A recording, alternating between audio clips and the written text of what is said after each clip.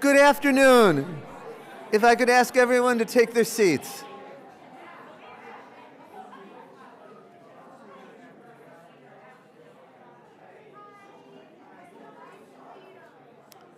Good afternoon. If I could ask everyone to take their seats.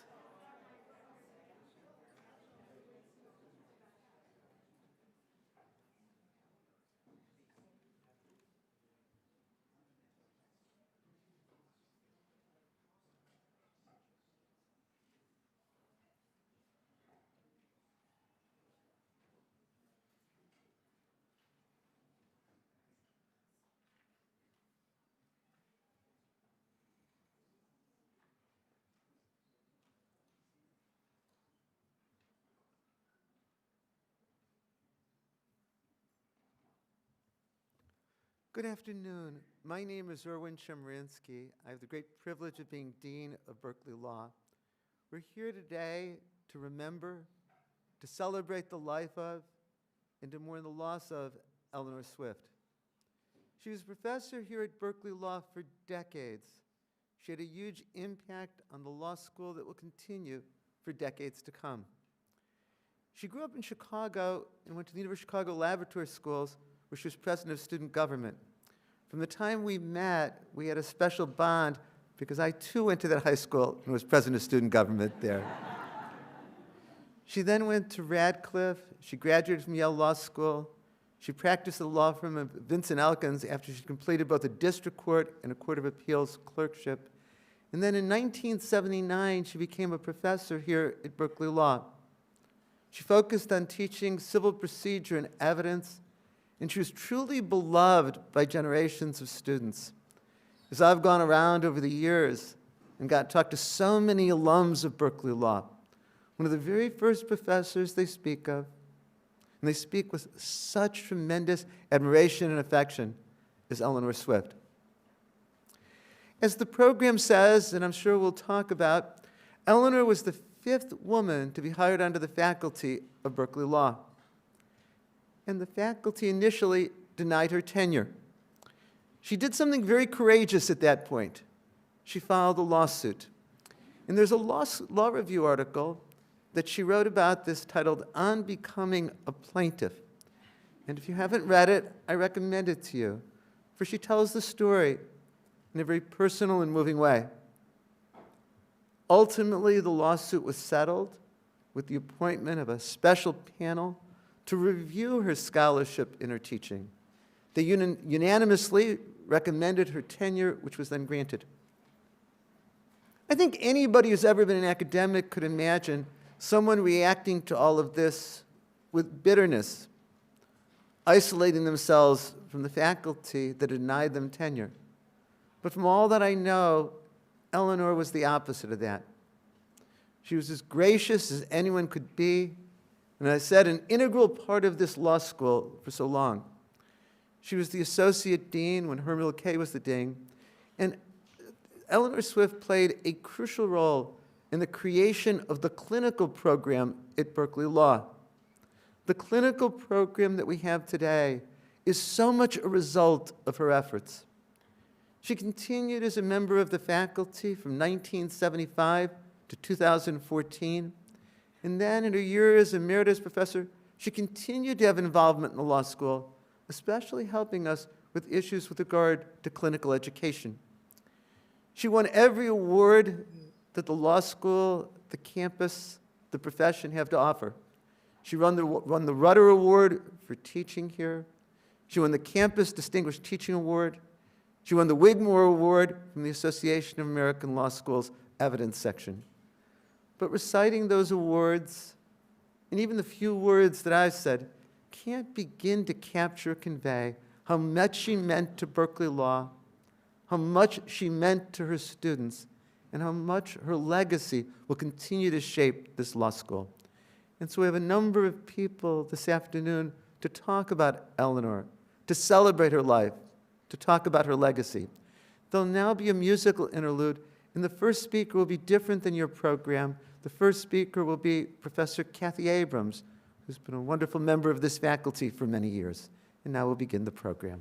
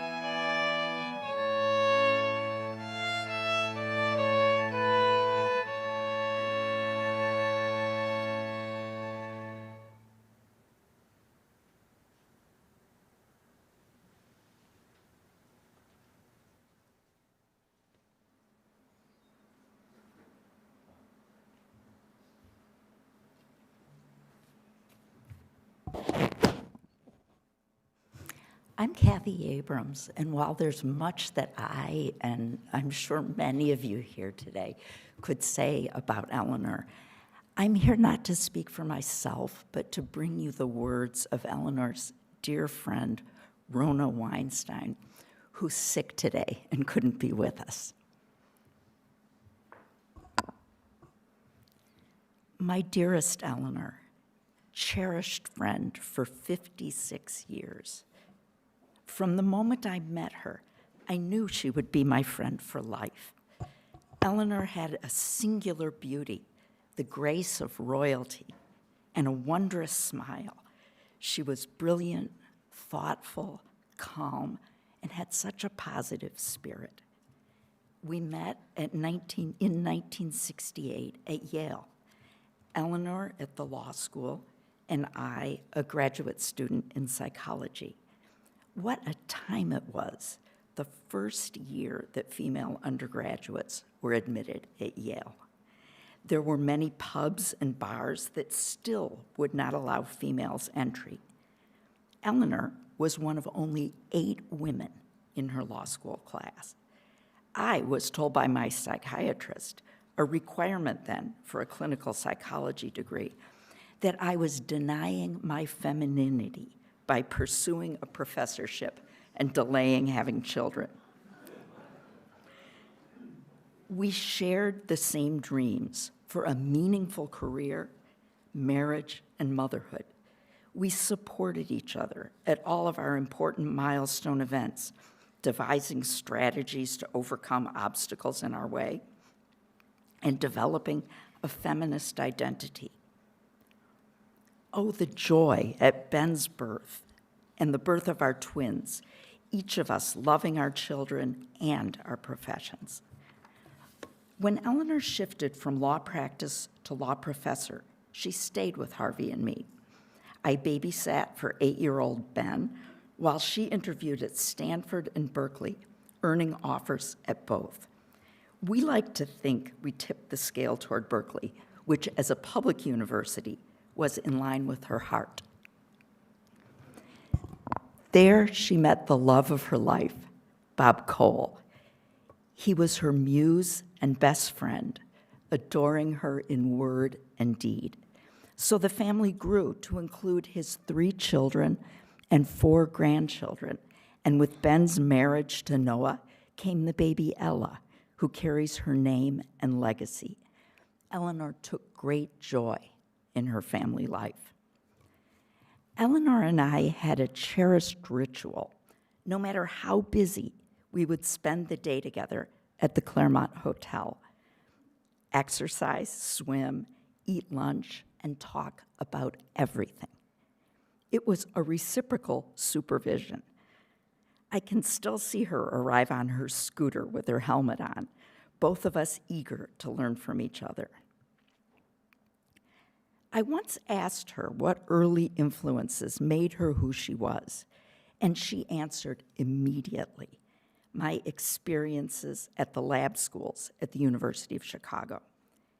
Dean Chemerinsky, as you just heard, is also an alumnus of that school. It was founded by the noted philosopher-psychologist John Dewey in 1896. It promoted democratic values and reflected a radical break from the pedagogy of the time. It encouraged teachers to have their students learn about the natural world joyously and with open mind and heart. This was a blueprint for how Eleanor taught, why she believed in the importance of clinical law, where she found the courage to fight her tenure denial, and why she was committed to strengthening the Women's Faculty Club, notably an institution that has been vital to women at Berkeley who were earlier barred from entry at the Men's Faculty Club. Of course, Bob's unwavering belief in Eleanor gave her the moral strength to file a grievance against the university, which she won, and Berkeley was all the richer for her tremendous contributions. Eleanor was a wonderful friend to so many, to her longstanding writers group who shared their work with each other, to colleagues who were ill and needed her help, which she gave freely, to those she mentored. So many were drawn to her because she was real, able to share her vulnerability, such as in the recent passing of her beloved brother and sister. She listened and was so kind.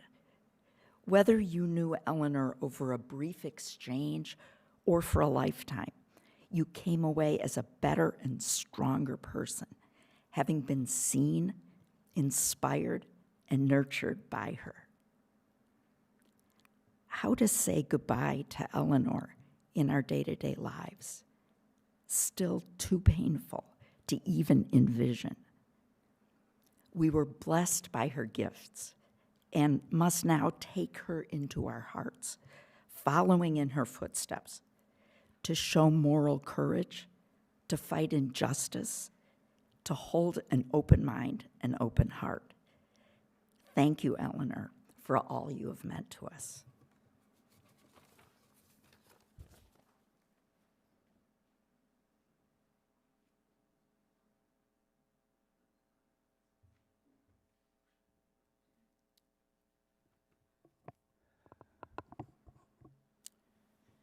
It's so wonderful to look out and see all these people who were such a big part of Eleanor's life. It feels like she's almost here.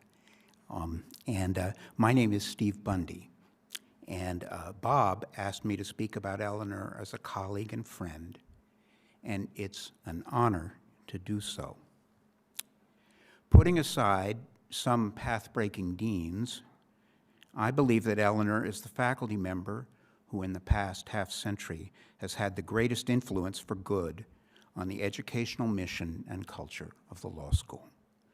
In explaining why, I'm going to talk candidly about events in the law school's history that are painful to recall. I do so because I can't really see any other way to do justice to Eleanor's character and her achievement. Let's start at the beginning. When Eleanor joined the faculty in 1979, there were 2 tenured women faculty. The culture of the law school was sexist. Over a period of a few years, 1 of 3 untenured women left for another school, ultimately receiving tenure at Yale. The other 2, Marge Schultz and Eleanor, were denied tenure. For a time, Eleanor had to leave the faculty. Drawing on her remarkable internal resources and her considerable skills as a litigator, Eleanor filed a privilege and tenure grievance against the law school and ultimately prevailed when a review panel of scholars found that her scholarship was of comparable quality and quantity to men who had recently received tenure.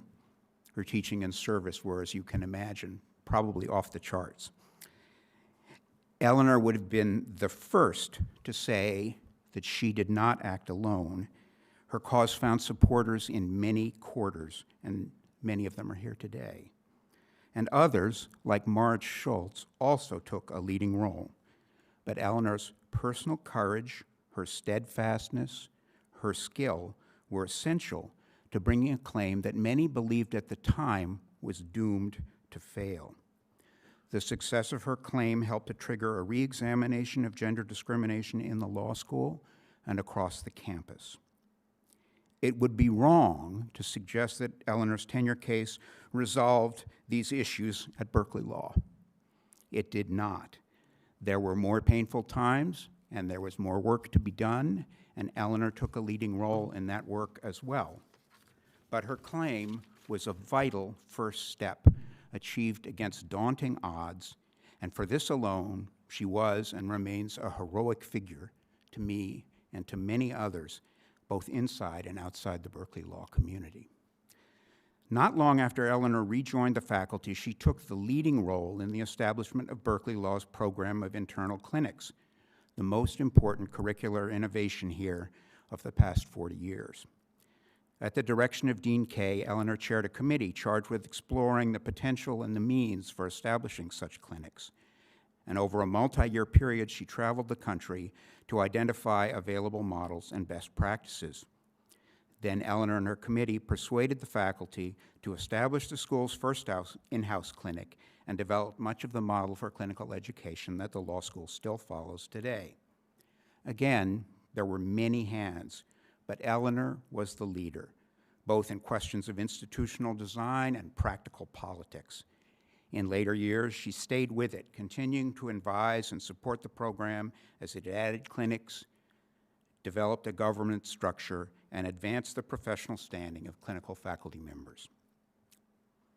Eleanor derived enormous professional and personal satisfaction from her work in the classroom. She was simply a brilliant teacher with multiple awards to prove it, and her evidence classes were always hopelessly oversubscribed. I was not her student, but I did have a chance to teach a small class with her, and I learned a great deal from doing so. As I saw it, Eleanor supported her students with structure and clarity, unfailing kindness, and gentle wit. Having given them that foundation, she challenged students to take risks and to grow as lawyers and independent thinkers. Our class was built around a weekly presentation of a paper by a scholar of procedure or evidence. At that time, the conventional practice in such courses was that the scholar would present a précis of the paper, the faculty would handle the first hour or hour and a half of questions, and the students would bring up the rear. Eleanor had a different idea: to teach the students the gist of the paper in a shorter, separate class, and then, at the main event, have the students take the lead in questioning, with the faculty following behind. I'm just a little bit more of a traditionalist. I quavered at that prospect, right? But Eleanor persuaded me to trust the students and take the risk. That trust was repaid many times over as our students took responsibility for the process and sustained some of the most penetrating and sophisticated classroom discussions I have ever seen. It was a memorable experience for all of us. Now, looking back, I can see that Eleanor was working her magic on me also, providing a secure foundation that allowed me to take a pedagogical risk that I would not have taken on my own. I can only imagine how her method played out over 35 years of teaching civil procedure and evidence. Cumulatively, though, it must be one of the greatest teaching legacies in the history of the school. Eleanor was also, for her whole career, the faculty's foremost advocate for the recognition and encouragement of excellent teaching. This was not always a popular position. In appointments meetings, when Eleanor posed, as she invariably did, the question of whether a potential hire with outstanding scholarly credentials was or could become a good teacher, the response was not always respectful. But she stayed at it, and the much more systematic attention that the school now devotes to those issues throughout its hiring and administration is a direct result of the culture that she did so much to sustain. This account leaves out so many things that you'll hear about from others. Her work in evidence law, her work on other forms of experiential learning, her passionate support for the public interest community at Berkeley, and her extraordinary mentoring of colleagues, students, and staff. So, if you're not persuaded yet, hang on. Eleanor accomplished all this with integrity, kindness, compassion, a fine sense of humor, and a complete lack of pretense. Notably, though she achieved her tenure over the objection of the faculty, and though she advanced institutional reforms that were often controversial, she was unfailingly gracious in her dealings with colleagues and maintained strong personal relationships with many of those with whom she had sharp disagreements. In all her work, Eleanor was supported by her family, and especially by Bob Cole, who was Eleanor's colleague and academic mentor before they became the loves of each other's lives. Eleanor and Bob were profoundly compatible in so many dimensions. Their shared interest in evidence, in teaching, and in social justice, their enduring sense of romance, and their love of their children and grandchildren. Our hearts go out to Eleanor's family for your loss. May her memory be for a blessing for them and for the entire Berkeley law community to which she gave so much.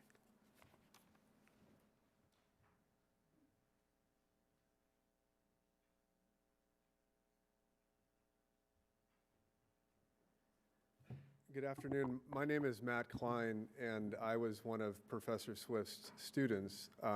Probably not her best student. That's not why I'm here today. But I did take 5 semesters worth of classes from her. So I think I won the volume award, and I thank you, Bob, for recognizing the frequent flyer status that I developed.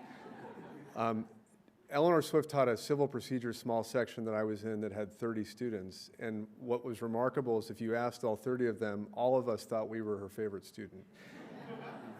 And that was her gift. Her gift was really connecting with each person on an individual level, whether it was somebody who wanted to go on and do great scholarship, whether it was somebody like me who was thinking about going out and doing trial work, whether it was somebody who wanted to do public interest work. She was there for them every step of the way, and they always felt that she had their back. It's a great honor and privilege for me to be here today, and I can report to you that over the years, I work at a law firm, and we hire many Berkeley alums. To a person, to Dean Chemerinsky's point, every single one of them says, did you ever have a class with Professor Swift? And I tell the story, I had 5 semesters worth, so of course the answer is yes. But she was a beloved person. She was our professor at a time, obviously well beyond her tenure battle, but when Prop 209 got passed in the state of California, and she helped us all channel a great deal of frustration and a great deal of misdirection at times among ourselves, among the faculty, on how to kind of deal with those issues, and she was a rock. My time here is brief, though, so I wanted to just talk about 2 stories that, to me, exemplify who she was as a teacher and what she inspired in a lot of us. I had classes from amazing professors here, and I will say at times they were asked hard, penetrating questions. And maybe it's the trial lawyer in me, but I could tell when they were making up the answer, when they hadn't thought through the answer. And I remember one time somebody asked Professor Swift one of these hard, penetrating questions, and it wasn't a particularly astute student. They just kind of happened on this great question. And it was the end of the day, like on a Thursday, and we've all BS'd our way through an answer in life. And she said, you know what, I haven't really ever thought about that. I'm going to do some research tonight and get back to you tomorrow. And she came in the next day with a 2-page single-space memo for each of us that it's one of my great regrets. I still don't have that memo, but I think about it every day in my professional life, that to have the humility and grace and focus and clarity that people are talking about, and to have the respect for her students to answer the question. And again, it wasn't some groundbreaking important thing, but it's a question this student had that she wanted them to feel seen and heard. The second story I'll tell about Professor Swift is a somewhat embarrassing story for me. I had taken so many classes from her, and I had taken a lot of practice law school exams from her, and she'd helped me get better at writing law school answers. And so by the time I was in this, I think, 3rd-year evidence class with her, she knew I could write a pretty good exam answer. And I had taken a midterm with her, and she pulls me aside 2 classes later and says, I need to talk to you. And I said, okay, what about? And she goes, you wrote a terrible exam answer. Is something going on in your life? And the reality was there was a horrible thing going on in my family and otherwise. And she says, look, I know you can do better work, and I don't want you to care about your grade in this class, and I know your kind of view of grades generally, but we need to sit down and talk about this because you're on a really bad path. And that's the level of attention and care that she gave as a teacher. In literally reading the exam answer, which my imagination, and no offense, Judge Fletcher, I just thought you guys threw them up the stairs and wherever they landed, that's how the book awards got passed out. But to have a teacher literally read your exam answer and know that you need help and then pull you aside, I hope to Eleanor's family, who we took so much time from, with her teaching us and spending so much time with us, I hope it just exemplifies for you what an impact she had on so many students. And again, I'm not some special case. I'm one of 30 who all felt this way about her in that small section. So with that, I am very, very happy to see her smiling face and smiling eyes, which I think of often. and even happier to see her on the Vespa in the pictures that they were showing earlier. Although I felt like her dad. I was terrified seeing her drive off each day on the wet, rainy Berkeley streets. But thank you, Bob, for having me speak here today on behalf of so many students who loved and adored your beloved wife.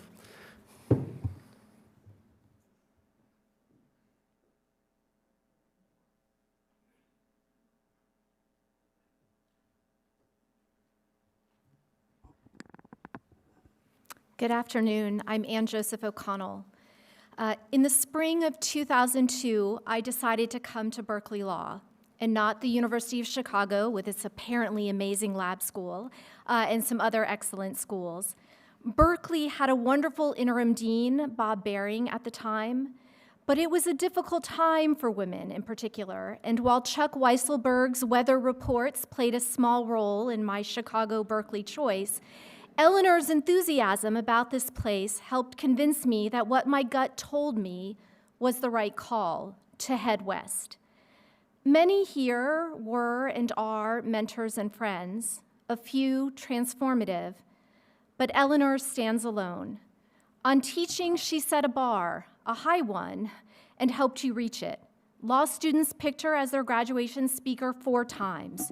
She even read a wedding proposal to a student's girlfriend while she announced student names as they crossed the Greek theater stage. She received both the Rudder Award for Teaching Distinction at the law school and the campus's highest award for teaching, the Distinguished Teaching Award. Now, Eleanor was not a flashy teacher.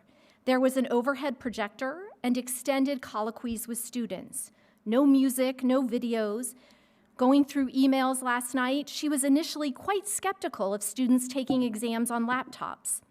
Now, I discovered in my search through these emails that she started using emojis with me in February 2016. The first one was a red dress.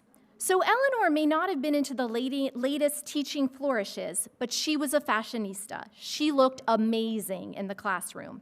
And I'm afraid that her influence on me here was not as strong. That emoji came with a written message. Anytime you want to go shopping. She gave great advice on teaching. She ensured that I did not use a particular monstrosity of a civil procedure casebook. She sent me and other new professors, often without request, copies of her amazing handouts. I often use those handouts without a single modification. She cogently and patiently explained complexities in particular cases and improved exams with perceptive feedback. When I was discovering my path as a teacher, she volunteered multiple times to watch me in the classroom. She managed to offer constructive suggestions while not demoralizing me and other new faculty. She provided needed reassurance, once emailing, "Please don't get your hopes up of seeing how to generate discussion among students in a large class. I find that it varies considerably from year to year. Sometimes lightning strikes and sometimes it doesn't." But what was so striking about Eleanor in teaching is that she sought advice too. Even in her last years of teaching, she asked the newbies, and some of us who were not so new to teaching anymore, what they were doing in the classes they taught. On service too, Eleanor was a star. We both belonged to the Litigation and Procedure Curricular Group, which set classes for students, the Civil Procedure Reading Group, which provided feedback on potential faculty hires, some of whom came to Berkeley Law, and the Curriculum Committee. And she held top positions as well, including Associate Dean. I'm now in my 20th year of teaching, and I have witnessed lost tempers, snarky emails, and other less desirable behaviors. And I should admit that I have done all 3 of those things, but never once from Eleanor. She showed new faculty how to care deeply and contribute meaningfully to an institution, and that institution had not always treated her well. Service was something you did even when it didn't advance your career.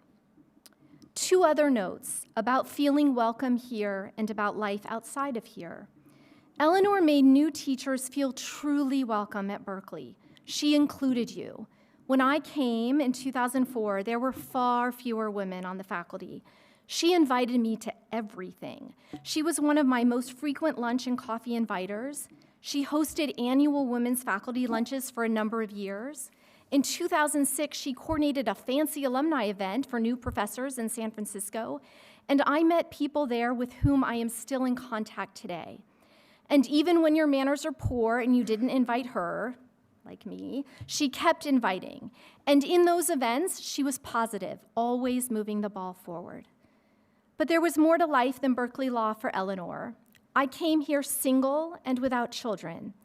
She threw me and other colleagues bridal and baby showers. She made me delicious meals when I just wanted to sleep. Her early wonderment and later concern and empathy about my kids meant more than any comment about my teaching or scholarship. Jamie and I saw Eleanor and Bob in the fall of 2016 at the Palacio Real in Madrid when they came through during our year in Valencia, Spain. It was rainy and the kids were being a bit difficult, rather difficult, but I can still see Eleanor, exquisitely dressed, engaging with my kids with curiosity and positivity, just like she showed law students and colleagues. I am not alone as a woman whom Eleanor mentored at the start of their law school teaching careers. So I close with the words from two others. From Andrea Roth, Eleanor's mentorship was critical to any success I've had as a teacher and scholar. Indirectly, of course, I'm part of a wave of women faculty who benefited from her courageous advocacy.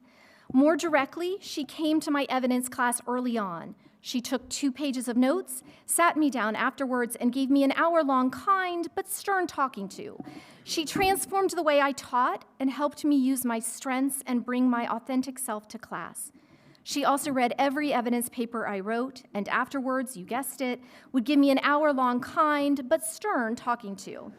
And she transformed the way I think of evidence. I end up quoting or citing her article on foundational fact approach to hearsay in nearly every paper I write. I can no longer see her walking in Elmwood, but I hear her voice in my head often, and it still inspires me and makes me smile. And finally, from Erin Murphy. I joined the Berkeley faculty knowing no one in California, and having spent less than a full week in the Bay Area in my entire life to that point, in no small part because Eleanor Swift told me she thought it was a good idea. I was a young public defender transitioning to academia with a thrift store wardrobe when Eleanor took me out for one-on-one drinks during my recruitment visit. I was already starstruck by her work as an evidence scholar, my field, but when she rolled up on her Vespa, dressed impeccably, and whisked me to the bar with an air of a 40s movie star, I knew I would be wise to listen to her for the rest of my life. And I was not wrong. She was supportive in every aspect of my life, reading my work and helping me find my voice as a scholar by pointing me to new sources, generously doling out pep talks when I hit a setback, and toasting my engagement with an elegant party at the Women's Faculty Club, her preferred on-campus lunch spot. And as part of that first generation of female faculty members who had to fight for the respect that they so clearly deserved, I admired her tenaciousness, her confidence, and her deep and abiding love for Berkeley, notwithstanding how it had mistreated her. She will be greatly missed, but could never be forgotten.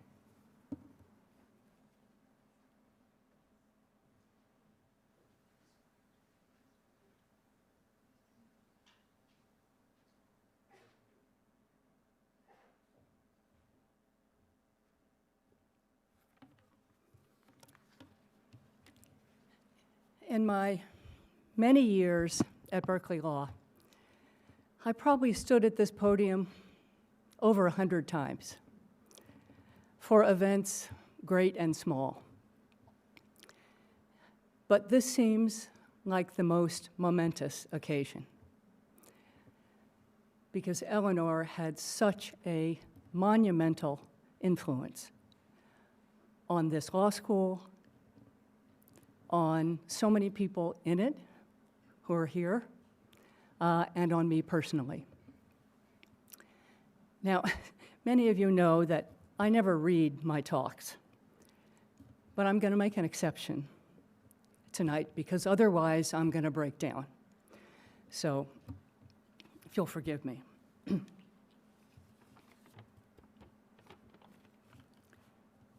Put simply, Berkeley Law would be a profoundly different place today, a more limited, less diverse, and more inward-looking space if Eleanor had not been here. With what I call the Eleanor Swift style of leadership, that is, leading by example, by principle, with grace and sensitivity, but also with large doses of courage and savvy. She was responsible for transforming this law school. Eleanor dedicated her entire career not to her own self-advancement, but rather to helping Berkeley Law become its best self. She did this even when she was the target of then Boalt Hall's at its worst self in the bad old days. Even then, when others would have reacted to the school's unfairness with retaliation or good riddance, Eleanor said to the school, "You have an obligation to do better." The school rose to her challenge then and found itself rising to her challenges again and again. A few cases in point. It may be hard to believe these days, but Boalt Hall came late to clinical education, and it was largely through Eleanor's persistence and expertise that the school came to acknowledge and then to value the importance of actually bringing the real world into the ivory tower so that our students actually learned how to be lawyers. Then she provided that same degree of knowledge, energy, and strategic thinking to the issue of skills training and experiential learning in general.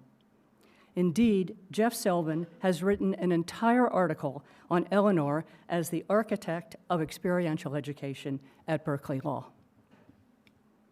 In the wake of the devastating impact of Proposition 209 on the school, Eleanor was instrumental in creating the Center for Social Justice with Herman Hill Kay, Rachel Moran, and Angela Harris. Her close friend, Angela Harris, who I'm glad to say is on the live stream tonight, remembers that Eleanor was the chief strategist of the plan to create a welcoming home for students, staff, and faculty whose dedication to justice was at the center of their commitment to the law. Throughout its evolution to the Thelton Henderson Center, a multidisciplinary center for scholarship and a bridge between the law school and the public interest bar, Eleanor was its preeminent leader, both its guiding light and its most astute observer and advisor. Year after year, as every generation of students held Eleanor in such awe and affection, as we've heard, so too did her colleagues look to her for that priceless combination of ethical leadership and political know-how. It was a measure of Eleanor's character that whenever crises arose or difficult decisions had to be made, people would ask, well, what does Eleanor think? Or even, what would Eleanor do? But my heart aches today, not because I've lost a colleague and a co-teacher, which I have, but because I've lost a dear friend. And so I want to say just a word about the private Eleanor. She and I were the same age, so we were both in that generation of women lawyers who had no mentors and whose professors still sometimes told us that women lawyers just lacked the brain capacity to master the high level of intricacy required of the law or the fortitude to practice. That meant that Eleanor had to construct a public armor of seriousness and reserve, of, as again Angela puts it so beautifully, engaging in pitched battles without appearing to break a sweat. That was Eleanor. But I remember how deeply cut she felt after many of those battles, how much they hurt, and yet she never let it show. But that was not mostly who the private Eleanor was. Mostly she was fun, silly and witty and shrewd. We were often partners in crime in the most elaborate schemes, some of them not very nice, about exposing whatever the latest injustice or unfairness was.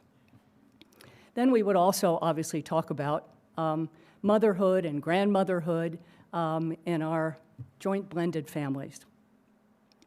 She also had, again in Eleanor's words, a girly side. You might be surprised to know that she and Angela even shared a secret imaginary boyfriend. That was before you, Bob. She loved classy clothes and beautiful art, and she had impeccable taste. And despite her logical brain, she formed such strong emotional bonds because she herself was so comfortable in her own skin. Angela remembers how thoughtful Eleanor was when Angela's infant son died, and later how happy she was when Angela was pregnant with her daughter. But only Eleanor had guessed. One final thought. The cornerstone of Eleanor's life was her love for you, Bob.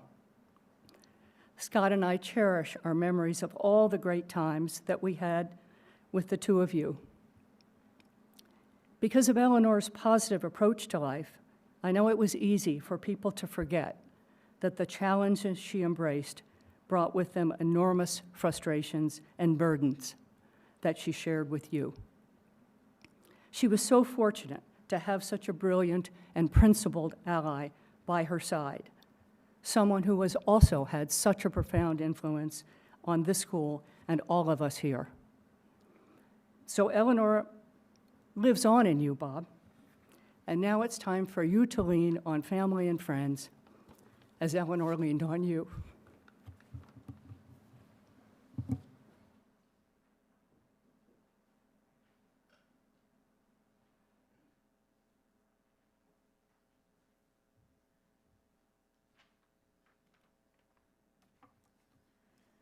My name is Christina Maslach. I'm also an emerita professor here at Berkeley. And when I first met and started a long friendship and colleagueship with Eleanor, we discovered something that neither of us knew, that we had shared an early chapter of our lives. We were both Cliffies. And we went to college, Radcliffe College, because at that time that was where women had to go to get a Harvard education. And so we were overlapping in terms of being in the same place at the same time and never knew each other. But we would always kind of joke about the memories that we had of that place. What I want to share with you now is not the early story with Eleanor, but really not the early chapter, the more final one. And it continues several themes of women and leadership, and also the wonderful influence of Sally Fairfax in Eleanor's life. When I did an interview of Eleanor for the Women's Faculty Club, I was interviewing lots of women who joined the faculty in the 1970s, and I learned from Eleanor how much Sally had changed her life by saying, go to lunch with her and saying, you must file a grievance. She said, it turned my life upside down, whatever. Sally came along later in life, and she interrupted Eleanor's life again and said, I've nominated you to be on the board of directors for the Women's Faculty Club. Well, Eleanor became a director, and a few years later, she did so well, she was elected president of the Women's Faculty Club. And I'd like to share with you some of what turned out to be a match made in heaven. We at the Women's Faculty Club could not have had a better leader. For over a decade, Eleanor was there with us. And it turned out it was a wonderful place for her after she left the law school. So it was, in some sense, an encore career, which we hoped would go on forever. And let me share a few things about why it has been so special, having her and working with her at this time in our lives. The Women's Faculty Club, somebody mentioned earlier, was established over 100 years ago when women who had been hired by Berkeley to be faculty and to come and work were denied access into the faculty club. They could not go there for lunch, they could not go there for events. Obviously, women faculty were still not, even if hired, considered real people or real faculty. So the women at that time decided wait a minute, let's get our own club. And so the first centennial, we celebrated two. The first centennial was in 2019 because in 1919, not only did women get the vote, but the women founded the Articles of Incorporation for the Women's Faculty Club. And that's where it began. And then the women said, well, but we want a place of our own, not just the, the paper that says we are a club. We need a place of our own. And they went to the regents, persuaded them to give them access to a spot of land, with redwood trees and the creek going by. They raised money. They hired John Galen Howard, the campus architect, to design the building, which is now a historical landmark. And that building, their club, opened its doors in the fall of 1923. So last year, we celebrated another centennial, which was not just the founding of the club, but the fact that we had that place, that women could come and be there and had that place of their own on the campus. Eleanor was the president for that long decade on either side of those two centennials. And what she did was help the club complete its 100 years and then get ready for the next 100. And she led what she called the Next Century campaign. And she and her partner in this thing, Mary Remy, the director of the Women's Faculty Club, were an amazing, fantastic, dynamic duo because they were actually looking at what does the club need now as it moves into 101, 102, and so forth. What do we need to get there, and how are we going to raise the money to make it all happen? Eleanor had the vision, and she had the energy, and she had a sense of, okay, we're going to do this and that, and she actually did some amazing things. She led a campaign, a $1 million campaign, although we actually outstripped that, but a $1 million campaign to do a number of things, to provide an outdoor event space, as well as, to complement the internal ones, to make sure that the entranceways and the public rooms were all ADA compliant, which they hadn't been for 100 years, to update the hotel rooms and event spaces, and to expand the gardens and benches where people could actually enjoy these. And Eleanor became one of the best historians of the Women's Faculty Club. I mean, she was someone who would not rely on hearsay that the regents, allowed them to build a club for women. She went and found the minutes of the regents' meeting to make sure she had all the evidence. She became a scriptwriter. She created a video, a lot of it, people worked on it, but it was largely Eleanor who kept writing and rewriting and revisiting and thinking, we need this voice, we need these people, and created something for the fundraising campaign that actually was marvelous example of what the club actually was and inspirational so that people said, yeah, I'd like to support that, and helped us reach our $1 million goal. Whenever the Women's Faculty Club was not getting its fair share of campus resources, it's an odd kind of little thing. It's not a department, it's the alumni house has the same issues, kind of thing. But when there were problems, when there were issues on that, Eleanor was the perfect example of that iron fist in the velvet glove. She would not stop. She would present the case. She would get things done. She was always very kind and encouraged people to go along, but she made sure that, we got good outcomes in all of this. She was warm, welcoming, gracious, elegant. She embodied everything we love in the club itself. She was the perfect hostess and the person who attracted people, held events, brought us all together. So it's a perfect match for the club. How was it a perfect match for Eleanor? It turned out that she absolutely adored and loved this job. It transformed her. She blossomed in ways that she hadn't before and did other kinds of new things. And as she told me, she said, it just gives me such incredible joy to be doing this, to be working here and doing these kinds of things. She would have, I think, if we had asked her to, taken this job on as president forever, We started doing that because we elected her to a third term, which is, the bylaws say, no, it's only 2. But we said, never mind, we want Eleanor, and we would have kept going as well.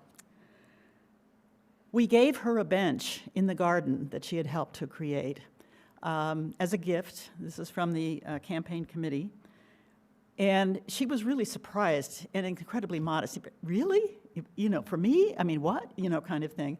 And we said, yes, we want to do it. We want to have a plaque on it which commemorates the amazing presidency and the person you have been for the Women's Faculty Club.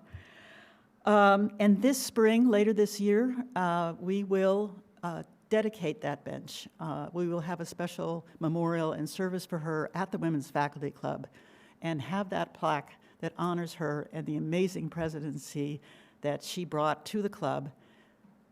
We wanted to have her there in person, but I think she'll be there in spirit. Thank you.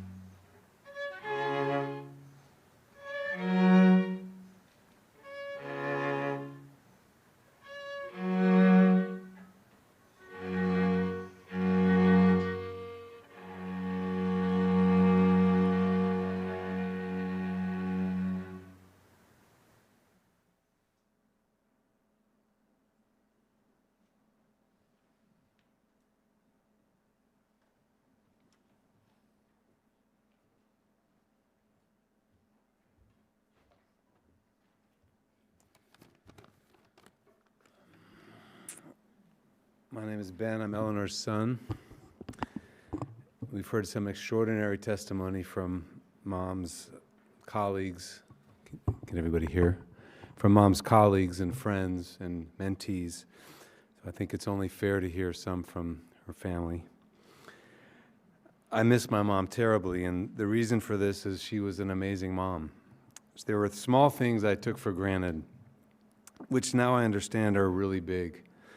Like, I could call her, and if she wasn't teaching or having dinner with Bob, she would answer or call me back pretty promptly. I felt very close to her, and I could tell her about my friends, my feelings, my fears, my plans. And I could always feel that she really wanted to know and wanted to help. And I think equally important, I grew up always wanting her to know and wanting her help. That was her. She created the conditions for a loving and respectful, eventually mutual relationship. And she was the kind of mom that you wanted to be proud of you. She was a very active parent. She taught me and encouraged me to do many things. The first was education. I remember she was always curious about what I was reading and learning in school and college, and she enjoyed talking about these things with me. She would visit college and masters and enjoyed sitting in on classes. My first education memory, though, I was in Texas, 5 years old, driving next to her in her car, and I was looking at all the billboards and I still couldn't read, and I was really anxious. And I asked my mom, when am I going to be able to read? I was just very upset about this. She just kept driving and said, yeah, it's going to come, don't worry, it'll happen, just keep working at it. And I didn't worry, and it came, and it was because of her confidence in me. I remember struggling with a writing assignment in elementary school here in Berkeley, and she helped me think about other topics and introduced me to the figure of Thurgood Marshall, and I wrote a paper about Thurgood Marshall. My teacher was very surprised. My mom wanted me to keep safe, and she always encouraged restraint in the sweetest way. Before I went on the senior prom, she told me, be good, and if you can't be good, be careful. She repeated this many, many times throughout my life. She also encouraged respect for elders, and good manners at the dinner table were very important. And by her own example, she instilled in me a deep respect for women. My mom helped my wife, Noah, feel herself at her home here in Berkeley, in California, away from home when she moved here. I also learned very important things from how my mom carried herself in her life. She was very honest. She spoke her mind, but she didn't have a hidden agenda, and she admitted her mistakes. When I was 5, my mom smoked. I learned in pre-kindergarten that somewhere the smoking was very bad, and I was very worried that she would die. I asked her to stop, and she said she would. And a few weeks later, I found a pack of cigarettes in the cupboard, and I brought them out, and I showed her, and I was very upset. She threw them out that day, and she never smoked again. She was very fair. My mom gave everyone that I witnessed the benefit of the doubt, and she treated others with dignity. She was invested in her stepchildren and step-grandchildren as if they were her own. People sought her counsel when they wanted a supportive and empathetic listener who could also be objective and tell them the truth as she saw it. Everyone wants justice in their life, but my mom was like my stepdad, Bob, and most of you at the law school. She believed in and cared about justice to a unique degree and in a rarefied manner. Before Berkeley Law, she was succeeding in private practice at Vincent Elkins, but helping make justice for corporate clients didn't satisfy her. She envisioned becoming a law professor as a way to make a different quality and a greater quantity of justice through educating future lawyers in the world that she cared so deeply about. I learned from her that it's our responsibility to roll up our sleeves and to try to make the things that we care about and to manifest them in the world. She also taught by example how to move forward from life's inevitable disappointments and challenges with intelligence and courage and self-respect. She navigated a first marriage to meet Bob, who is the love of her life, in her second and lasting one, where they created a deeply loving relationship of equals, mutual respect, shared values, adventures, romance, and probably most importantly, family, lasting 44 incredible years. And all of us children and grandchildren relished having dinner with Mom and Bob or Eleanor and Dad. The attention, the affection, the interest, and the love that we each experience at their table wouldn't have been possible had they not treated each other with the same care. Mom also carried herself, as we've heard, with self-respect and courage through her tenure battle here at Berkeley. When she appeared to lose tenure, she didn't despair, and when she won, she didn't gloat. She just went back to her desk and prepared for class and returned to making justice through teaching and then building Berkeley's clinical program. The most important lesson that I learned from my mom was her empathy and understanding, which she showed toward me at an important time. I was about 24. I had some difficult times then, and I blamed her. I had my reasons, and she knew them, but she didn't take it personally, and she didn't get angry back, and she didn't feel ashamed or think that she was a failed parent. When I finally calmed down a year later, we were able to talk about it, and we talked about it very deeply, and that relationship was transformed. Our relationship was transformed to one that was more honest and more real than before, because I understood that I could trust her now, even more than I trusted her before. I felt that she accepted me, and this was the greatest gift in our relationship. She understood me, and I understood that she was just waiting for me to show up as she trusted that I would. A mother's love is quite different, but it is a little bit like justice, because you don't feel its loss until it's gone. And may her memory continue to be a blessing for all of us here who knew her and everyone else. Thank you.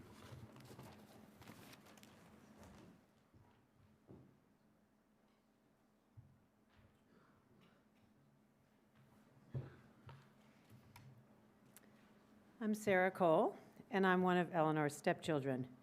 My sister Felicia Cole and my brother Adam Cole and I decided together that one of us would speak today. So I'm here really as one of three. Eleanor was our stepmother. In our culture, the step-parent can occupy an equivocal place. But Eleanor made this role something of incredible beauty. She made it seem easy and effortless, though in retrospect, I can see that it took work. If this was a complicated position, in other words, you would never have known it. She loved each of us so much, of course, and we loved her. To try to be a little more specific, Eleanor occupied this role with grace, and that's a word that I've heard in this room at least 15 times today. She was always gracious, attentive. She was full of kindness, another word we've heard a lot of. Above all, she really thought about the relationship. It was so Eleanor to take time and to bring her wisdom to all of the personal bonds in her life, and especially to us, her stepchildren. She thought about what each of these relationships meant, what they could be, and what she could give to each of us. It was selfless, for sure, but also, at the same time, really the essence of herself to make these relationships so deep and so unique. One thing you've heard about today is that Eleanor was always absolutely focused on each person and their situation. She was in that moment. Whoever you were in her life, she was for you. That's how she was as a stepmother. Anne and I had the same idea. I went back over the last few weeks and reread hundreds of emails we'd exchanged over the years. I didn't notice when the emojis began, but they were definitely there. And I was struck by how many of them, namely all of them, were about someone other than herself. They were about me, or about my children, Freddie and Anna, or about other family members. Her focus and care were always directed outward to whoever was on the other side of her emails. Reading these exchanges, I was reminded of how much pleasure she took in the doings of other people, how she shared the little triumphs. I can imagine her smiling as she wrote those notes, laughing even. I think she took joy in writing to all of us in the same way that she enjoyed people and family in general. She relished it, in fact. For years, we used to take a family vacation during winter break, and for a lot of them, we went to Jamaica. We stayed at a place called Jamahome. Jamahome has not been mentioned yet, but it was so important. She loved those Jamahome vacations. And by the way, the word does capture the place perfectly. There's a lot we can say about that, but I wanted to mention just two things. First, in Jamaica, as always at the holidays, she would bring gifts. We weren't really supposed to bring gifts, but she would. And they carried with them that same quality of thoughtfulness about you. She might pick up on something you had said months ago, in passing maybe, store it away, and then it would appear in the form of a gift. And I think all family members can think about similar kinds of gift giving. She put so much thought into gifts because she was putting the thought into the person she was giving to. Even more, there were the games of Jamahome, the ones she made up. She used to create basically parlor games for us to play in the evenings before dinner. These were developed in secret. She must have spent months putting these together, no doubt having so much fun and chuckling to herself, and then would present the game at Jamahome or at later vacations, or even at home in Berkeley. They were excellent, brilliant, fun, clever, just exactly right. I had not thought about those games for years. Going back over these last few months to those Jamahome trips, I can see how much of Eleanor was expressed in all of these details. Jamahome, the games, the evenings, the whole experience, it was all part of Eleanor as a host. She loved hosting, having us all over for dinner. None of us will ever forget those dinners at 2959 Piedmont Avenue. They epitomized Eleanor, the grace and elegance of the occasion, the wonderful cooking. She was a great cook. The way she would sit at the head of the table, happy and laughing, but never needing to be the center of attention. I see her so vividly. There she is, her huge smile at the head of the table, a glass of wine in hand. These images are vibrant and clear because they were so full of life at the time. They were so life-affirming. And then there were again the little details. It seemed like every one of those dinners had something new or unexpected, a set of plates or some other item I'd never seen before, flowers from her garden, a little something interesting and new in the dinner itself. She expressed so much of herself in these events. Since she died in September, I've been thinking about Eleanor, of course, trying to pinpoint her special characteristics, and we've heard so many of them today, how she made our lives richer, and how her own personal, indelible qualities shaped our lives in important ways. As a literary person, naturally, I go to my books when I'm thinking about someone or something. I find Eleanor especially in several of Virginia Woolf's wonderful women characters who have a way of constellating in themselves as women, as mothers, hosts, and listeners, all that make their families and their worlds real and memorable. Mrs. Ramsay or Mrs. Dalloway, or, less well-known, another Eleanor, Eleanor Pargeter, whom I love and who has always reminded me of our Eleanor because she's so stalwart and open-hearted and full of the zest of life, yet in a quiet way. About Mrs. Ramsay, Woolf writes that in her being as a hostess and a mother and a woman, and just as herself, she made the world different and better, even just for a moment or a distinct moment in time. She commanded it, life stands still here. I think Eleanor did this too. Or what about these lines from Wallace Stevens, one of my father's favorite poets also? Quote, "It was her voice that made the sky acutest at its vanishing. She measured to the hour its solitude. She was the unique artificer of the world in which she sang. And when she sang, the sea, whatever self it had, became the self that was her song for she was the maker. Nothing will ever quite capture the very specific person and maker that was Eleanor, of course, but it is a gift to remember her and all that she brought to our lives. Eleanor, we love you. We're so grateful for what you gave to us. It is immeasurable, and for the fact that you were you. We miss you.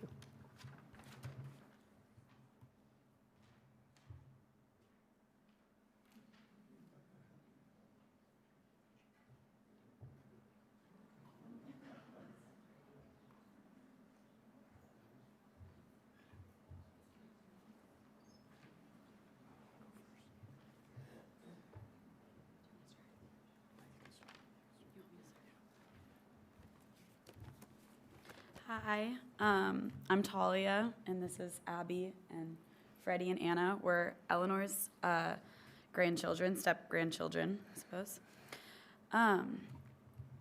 It's pretty hard to put into words the impact Ellie had on the people in her life, but she was simply radiant. To be cared for by her was to be looked at and to be seen as a whole person. She effortlessly brought a sense of comfort and grounding to every situation with as little as a small smile and a playful shrug. To have had Ellie as a grandmother was to have had a friend and a role model. My sister and I spent a lot of time deciding what to say about Ellie that would represent her and honor her while being something that would have made her smile. But truthfully, Ellie is the type of person that can't be put into words. She was generous, humorous, elegant, kind, fair, and intelligent across all contexts, while always remaining humble, sometimes a little too humble in our opinion. She would probably have found it silly for me to stand up here and lay out all the arenas in which she excelled. So I suppose the best way to sum it up would be to say that she had both the best heart and mind that we've ever known. Most of you knew Ellie in a professional or social setting, so we thought you might like to get to know her a little more as a grandmother. As a grandma, she rocked. For most of our lives, once a week, Abby and I would spend separate afternoons with Gramps and Ellie, eating, talking, doing homework, and sometimes watching musicals. She would teach me piano, and we'd play cards.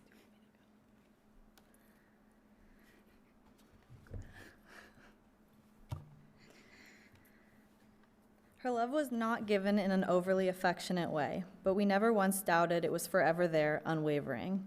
It was in the subtle or seemingly mundane things, the days of swimming at the Claremont and dog walks with Zoe. It was in her joking gaze across the table during some random dispute. It was in the food she prepared. It was also in the bigger acts of care. For instance, on Easter, she would wrap an entire spool of string around the house, leading us to Easter baskets full of goodies.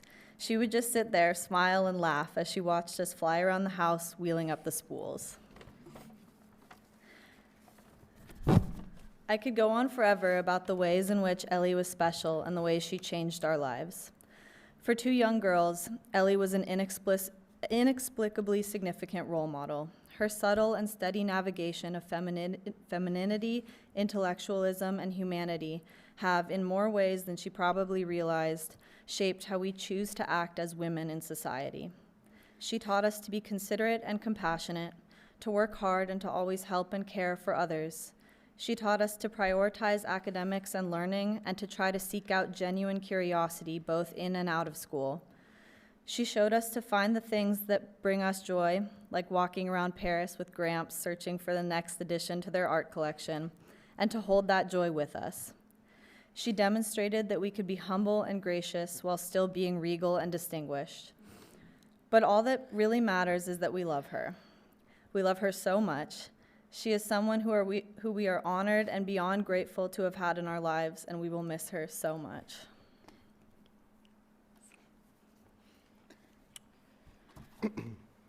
So my family has had an annual tradition of visiting Berkeley in the summer, which began when I was an infant. We would stay with my grandpa and with Eleanor, where she would treat my sister Anna and I, like we were her grandchildren. She would read me books before I fell asleep. She would take me on walks with their dog Zoe in the mornings. And on vacations, she was the only one who woke up at my abnormally early hours. She would also come to New York City with Grandpa And we would take long walks in Central Park and go to museums and go to zoos and all other kinds of New York City attractions. Now, I could go on and on about these moments because I bonded with her over those moments. And I could talk to you all day about the qualities she displayed that everyone else has articulated so well today. But my true bond with Eleanor came when she took me to my first A's game in 2014. Now, my passion for watching and playing baseball has always been a defining aspect of my identity, but I didn't realize that Eleanor had a lot of those same passions and interests as me. She would listen to basically every game on the radio, read the Chronicle sports section's articles about her team every morning, and we went to A's games every year I came out to California after that first year. Before those games, she would always take out her old faded A's hat and her beige vest, and she would always, at the games, she would order a hot dog and she would keep score, something she taught me how to do. And we became much closer than we had ever been over those years. We would call and text about the team, and those games became, I had very vivid memories of some of those games. The one I remember most was the time, it was a long game, it was a hot day, it was very late in the game, and I had a foul ball hit right to me, and I dropped it because I was holding the scorecard, and it hit Eleanor on the leg. And we lost the ball because there were people right in front of us, and they took the ball from us, and we didn't really know what was going on. So I will always have a bond with my dad over the game of baseball, but Eleanor was the only other person in my life who I have truly just been able to talk for hours on end, who it seems like I've just been able to share this passion with her. And I don't know how many other people in her life she was able to express this just passion of hers with. And she was not a big storyteller. As my mom said, at the dinner table, she would remain quiet. She would always be there laughing at the head of the table, but she would remain quiet. And she barely talked about her work with me, even before she retired. And I didn't really, so because of that, and because of the way her relationship with my sister and I worked, how she would always tailor it towards our enjoyment, I really didn't know that much about her for a long time. But through that connection over baseball, I really felt like I not only discovered, but I was also able to bond with her on that deep personal level. And I really hope that my presence around her was able to allowed her to express that part of herself that really remained dormant in many other facets of her life. And I'll always be a Mets fan, but I will always watch and root for the A's because that is one of the many places where Eleanor's memory lives on for me.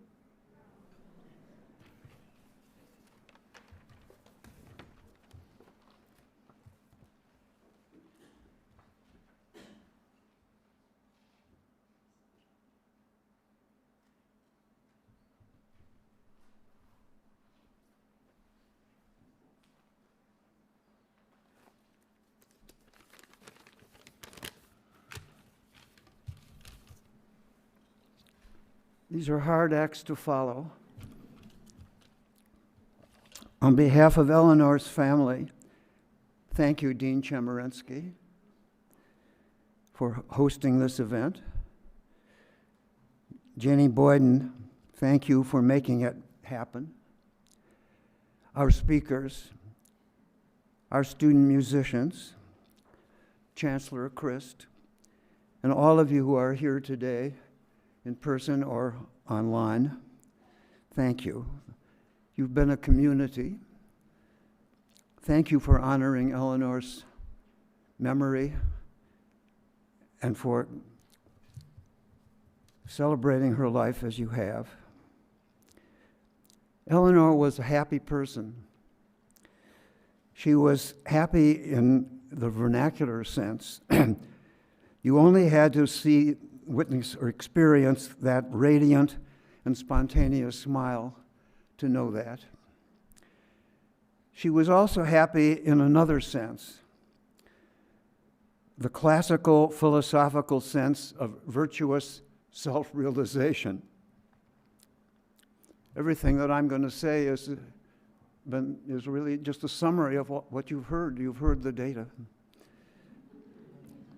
Eleanor was endowed with enormous gifts of intellect and character. As we've heard, she fully realized these gifts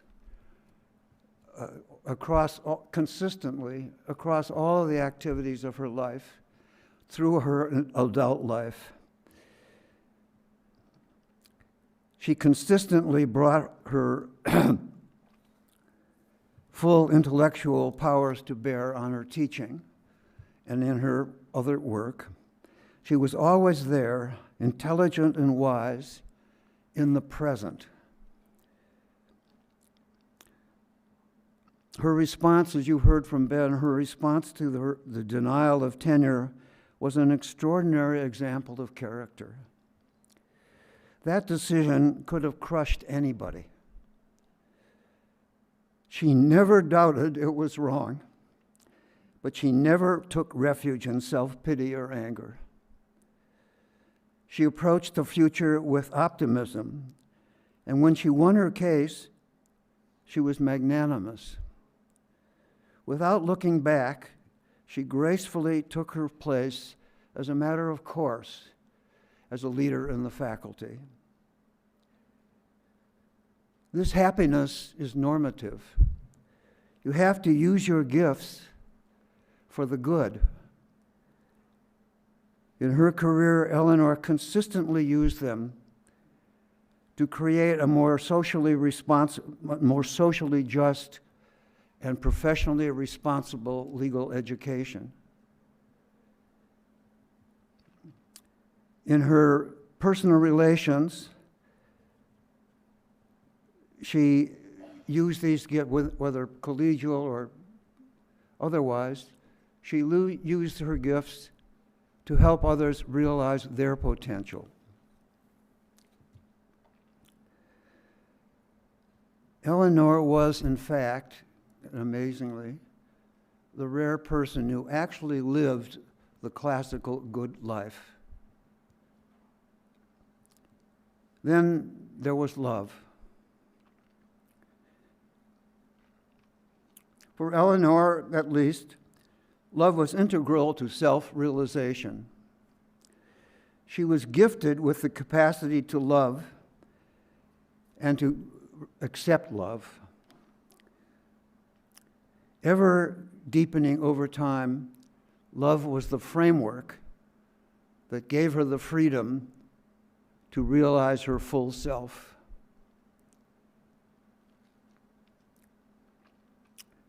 Now there is her memory, amidst loss that's too great for me to talk about.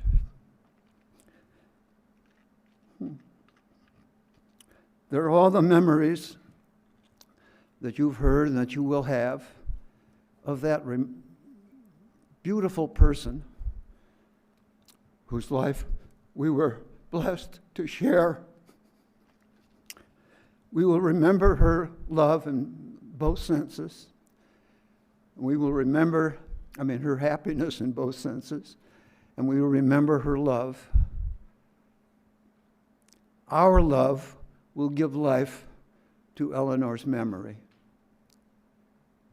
We will treasure it and be blessed by it forever.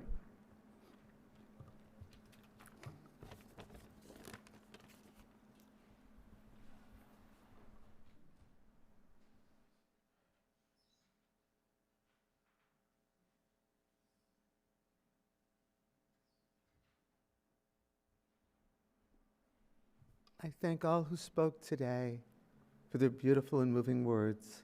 I thank all of you for coming. There's a reception upstairs, and I hope you'll join us there. Thank you.